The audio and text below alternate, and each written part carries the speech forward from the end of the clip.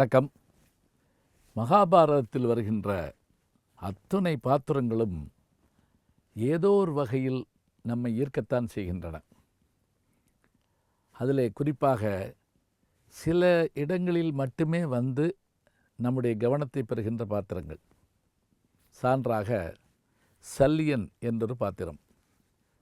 அதாவது நாம் எங்கு சந்திப்போம் என்று சொன்னால், யுத்தத்திற்கான நாள் குறித்த பிறகு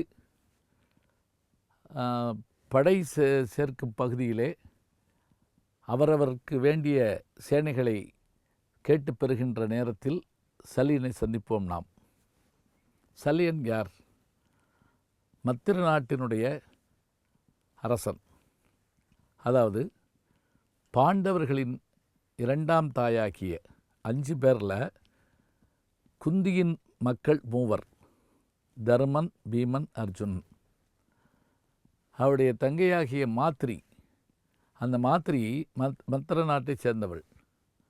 அவருடைய சகோதரன்தான் சல்லியன்.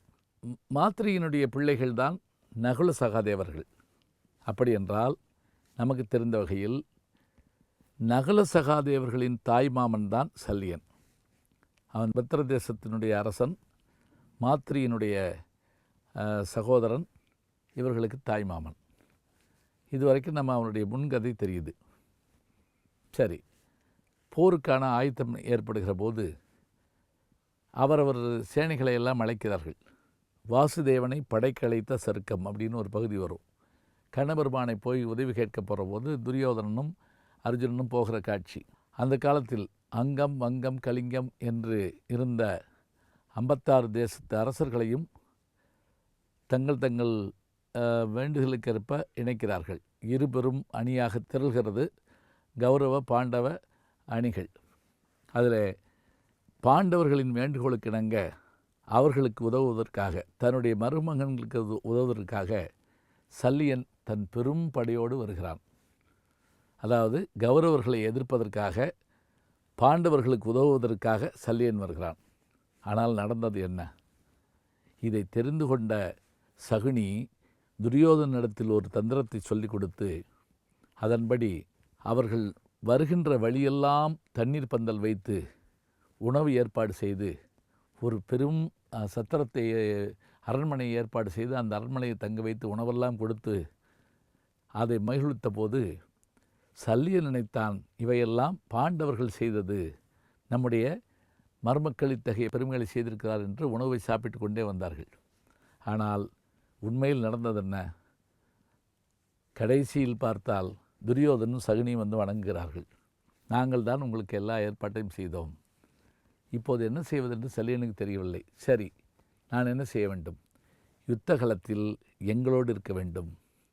உண்ட உணவுக்காக, நன்றிக்காக அவர்கள் பக்கம் செல்லுகிறார். அதோடு மட்டுமில்லை, தருமனை சந்தித்து, தர்மா இப்படி நடந்து விட்டது, நான் என்ன செய்யட்டும்? உண்ட வீட்டுக்கு துரோகம் செய்யக்கூடாதே. பரவாயில்லை, நீங்கள் வில்வித்தையில் வல்லவர், தேர் ஓட்டுவதில் வல்லவர். நீங்கள் கர்ணனுக்கு தேரோட்டியாக இருங்கள், அவனுடைய மனவலிமை குன்றுமாறு நடந்து கொள்ளுங்கள்னு ஒரு வார்த்தையை சொல்லிக் கொடுக்குறார். ஏன்னா தந்திரத்தால் தானே வெல்ல வேண்டும்.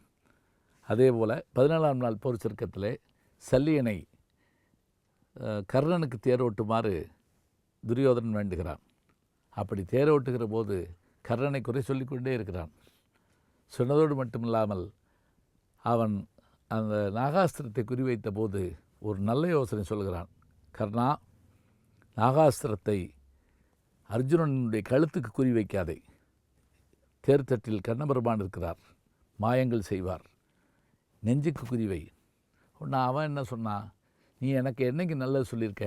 உன் வேலை தேரோட்டுறதானே, உன் வேலையை பாரு, எனக்கு தெரியும்னா. அந்த பானத்தை அனுப்புனான். அவர் காலில் அமுக்கினார். அது அவனுடைய தலையை தாண்டிட்டு போயிடுச்சு. இப்போ திரும்பவும் பானம் போடு அப்படின்னா போட மறுத்துட்டான். கோவம் வந்து சல்லியன் என்ன பண்ணிட்டான்? அந்த தேரை பாதியில் விட்டுட்டு போயிட்டான். இதுதான் நம்ம பார்க்குறோம். அது மட்டும் இல்லை, அவன் யுத்தகலத்தில் நேர்மையாக இருந்தான்.